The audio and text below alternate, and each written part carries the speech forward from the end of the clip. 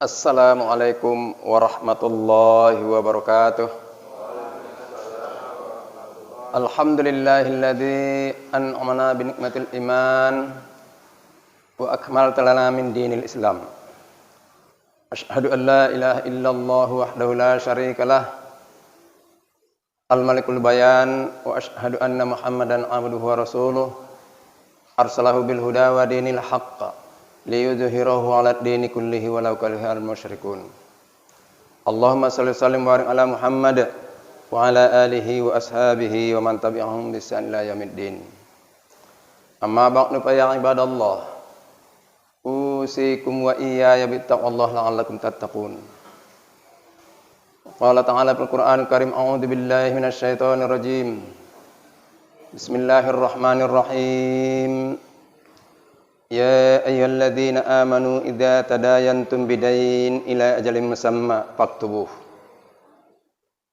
Qala sallallahu alaihi wasallam, taraktu fikum amrayn lan tadillu abada ma in tamassaktum bihima kitaballahi wa sunnata rasulih.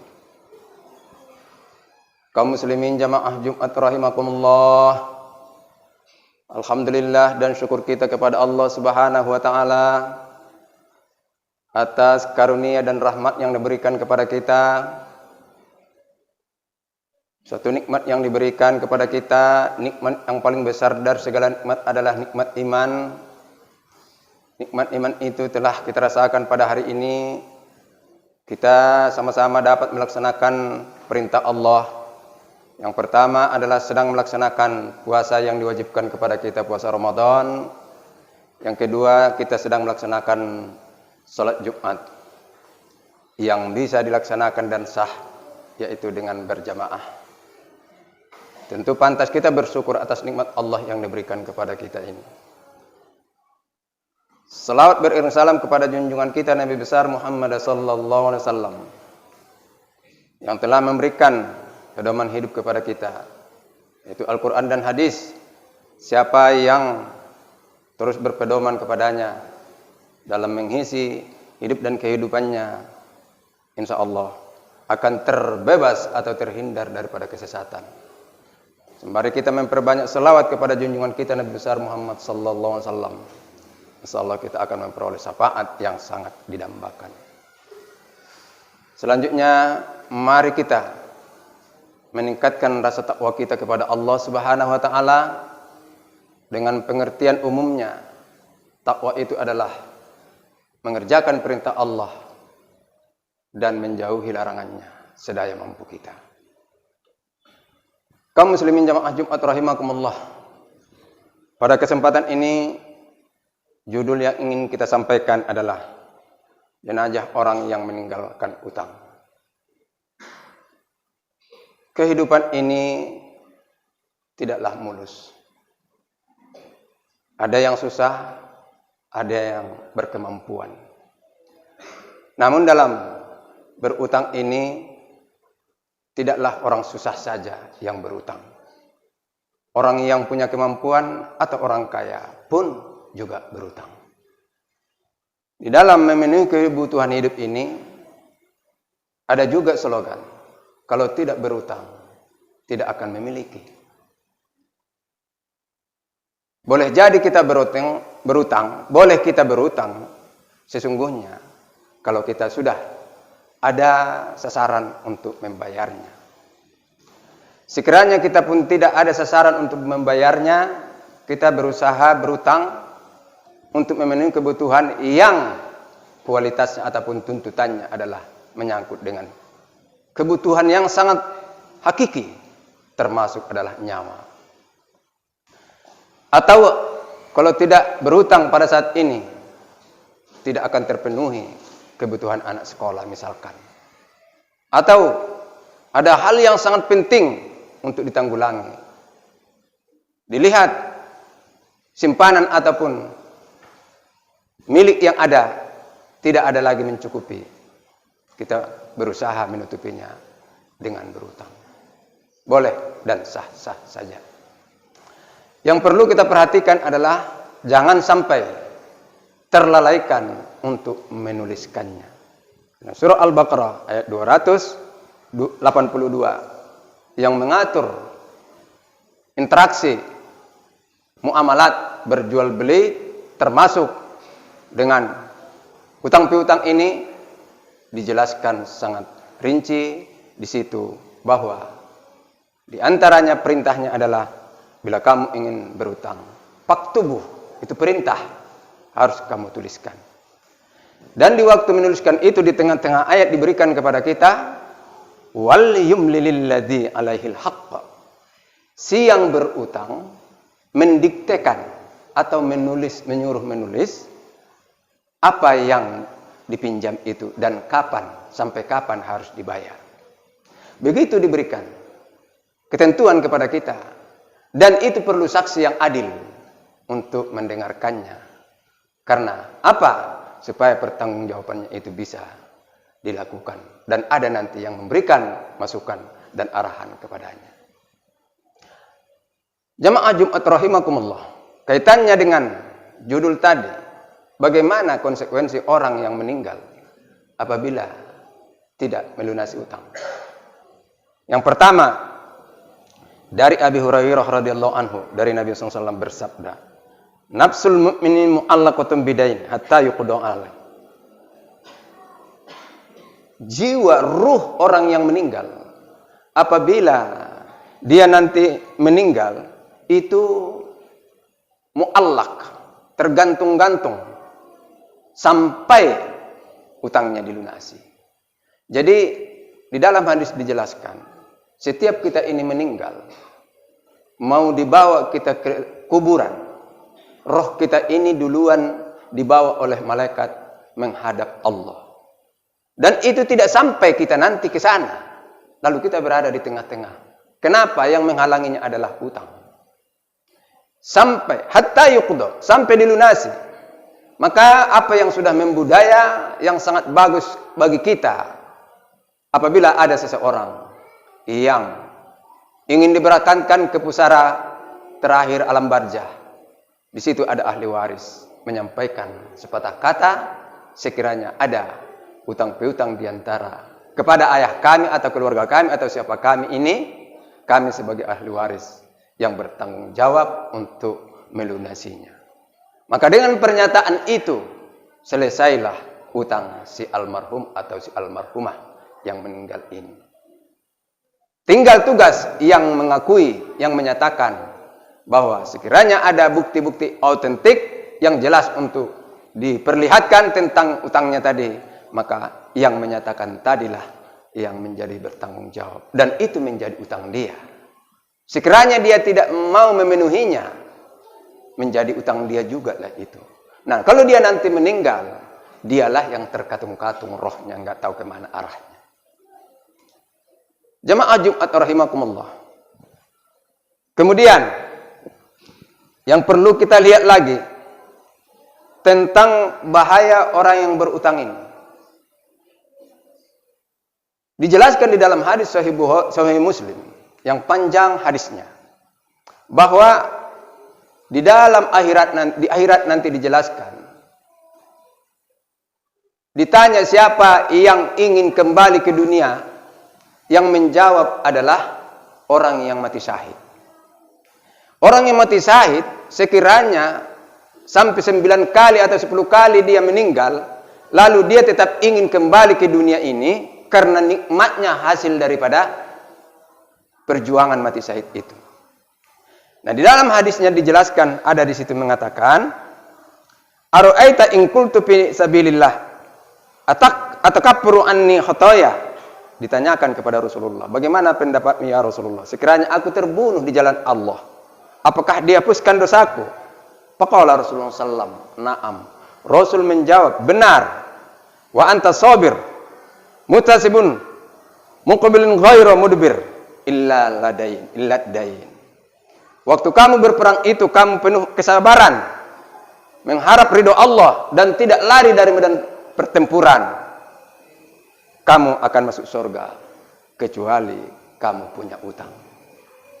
Jamaah Jumat rahimakumullah, begitu beratnya walaupun kita mati syahid. Yang namanya mati syahid ini seperti kita ketahui bersama, sekiranya kita mati syahid berperang menegakkan kalimat la ilaha illallah Muhammadur Rasulullah, Kita mati, tak boleh dicuci bekas darah kita. Baju kita tak boleh dibuka, pakaian tak boleh diganti, tak perlu dimandikan, yang disolatkan pun tak perlu. Yang perlu hanya dikebumikan. Karena tidak ada tempat penyimpanan di dunia ini. Kita kembali disimpan ke dalam tanah. Begitu mulianya orang yang mendapat nilai yang berjuang di jalan Allah, sasarannya adalah surga.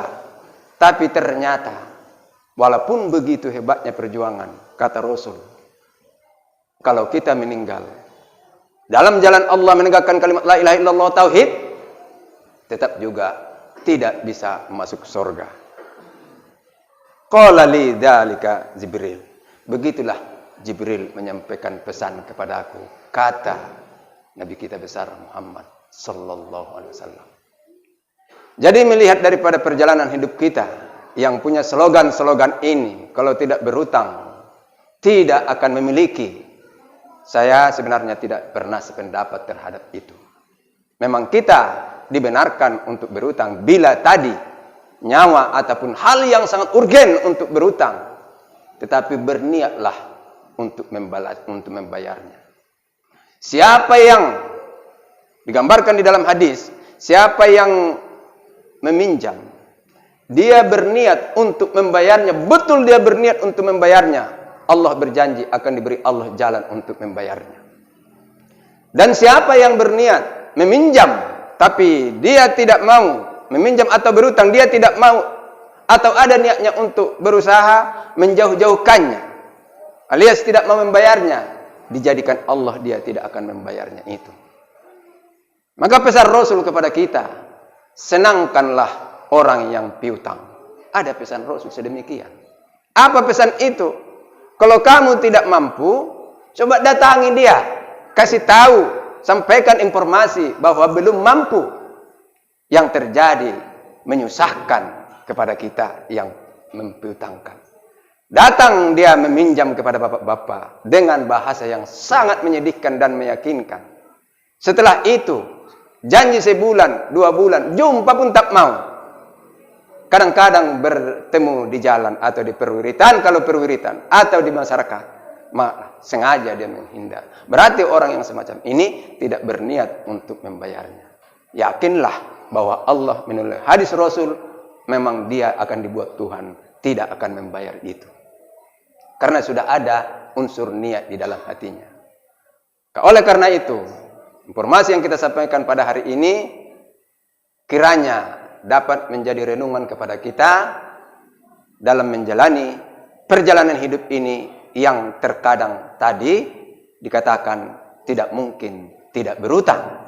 Tetapi saat kita mau berutang tadi, berdoalah kepada Allah dan usahakanlah, utamakan mencicil itu baru yang lain-lainnya. Mungkin cocok diberikan kepada kita contohnya pada hari ini.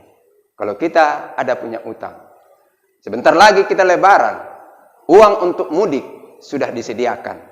Tetapi untuk uang melunasi utang belum disediakan. Kenapa uang untuk mudik ada, tapi uang untuk membayar utang tidak ada?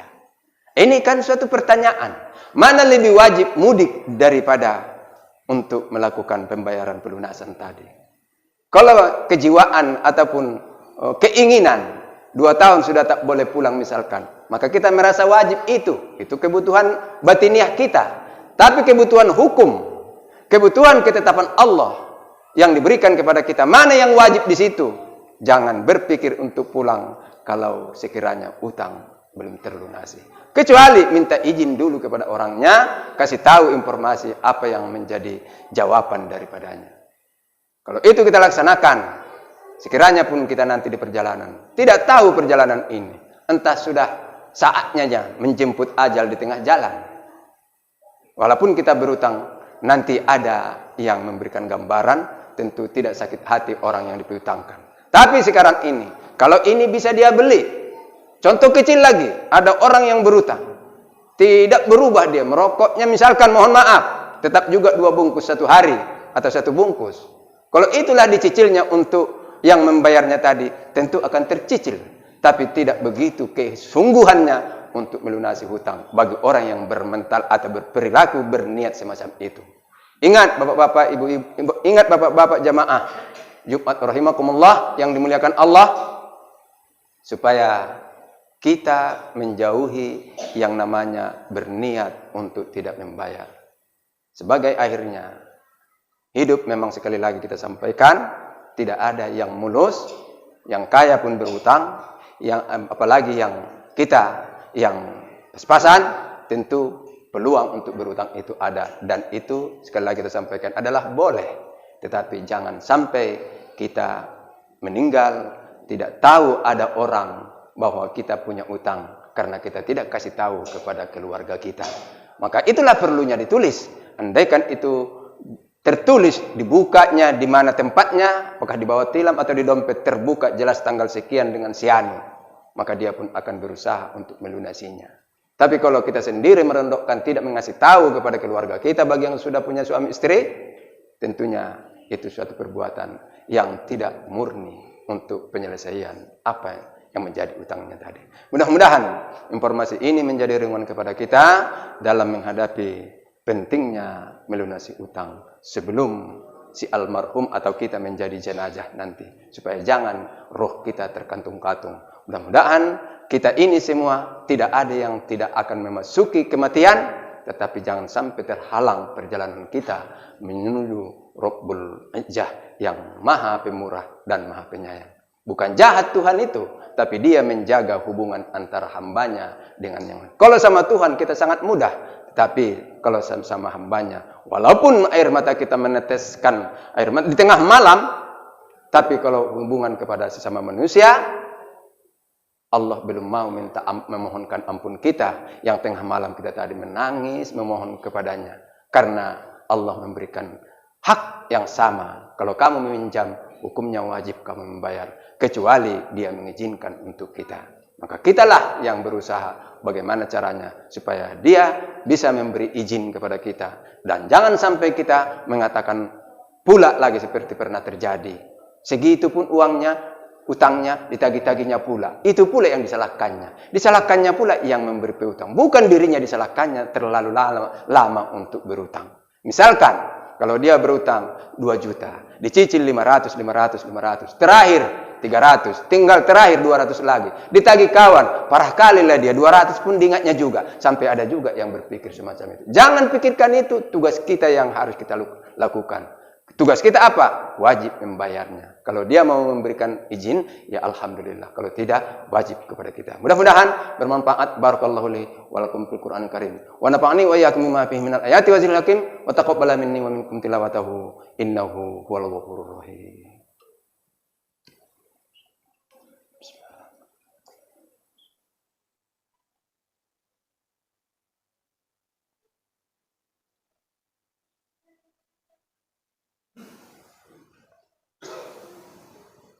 Alhamdulillahirabbil alamin wa bihi nasta'inu ala umur dunya waddin. Asyhadu an la ilaha illallah wahdahu la syarika lah, iyyahu na'budu wa iyyahu nasta'in. Wa asyhadu anna Muhammadan abduhu wa rasuluhu al-mab'uts rahmatan lil alamin walau karihal musyrikun. Allahumma shalli wa sallim wa barik ala Muhammad wa ala alihi wa sahbihi wa man tabi'ahum bi ihsan ila yaumiddin. Amma ba'du fa ya ibadallah, usikum wa iyaya bittaqullah la'allakum tattaqun. Qala ta'ala fil Qur'an Karim, a'udzu billahi minasyaitonir rajim. Bismillahirrahmanirrahim. Ya ayyuhalladzina amanu taqullaha haqqa tuqatih wa la tamutunna illa wa antum muslimun. Qala sallallahu alaihi wasallam, ittaqillaha isma kunta wa atbi'is sayyi'atal hasanata tamhuha wa khaliqun nas bi khuluqil hasan. Qala ta'ala, innallaha wa malaikatahu yusholluna 'alan nabi. Ya ayyuhalladzina amanu shollu 'alaihi wa sallimu taslima. Allahumma shalli wa sallim barik ala Muhammad wa ali Muhammad. Kama sallaita salam tabaraka ta'ala Ibrahim wa ali Ibrahim fil alamin innaka Hamidum Majid. Allahumma ighfir lil mu'minina wal mu'minat wal muslimina wal muslimat innaka sami'un qaribun mujibud da'wat wa ya qadiyal hajat. Rabbana dhalamna anfusana wa illam taghfir lana wa tarhamna lanakunanna minal khasirin. Rabbana la tu'akhizna in nasina aw akhtana. Rabbana wa la tahmil 'alaina isran kama hamaltahu 'alal ladzina min qablina. Rabbana wa la tuhammilna ma la taqata lana bih wa'fu anna waghfir lana warhamna anta maulana fansurna 'alal qaumil kafirin. Rabbana atina fid dunya hasanah wa fil akhirati hasanatan wa qina adzabannar. Walhamdulillahirabbil alamin. Ibadallah. Innallaha ya'muru bil 'adli wal ihsani wa ita'i dzil qurba wa yanha 'anil fahsya'i wal munkari wal baghi. Ya'idzukum la'allakum tadhakkarun. Fadhkurullaha yadhkurkum wa sallu min fadlikum. Wa la dzikrullahi akbar.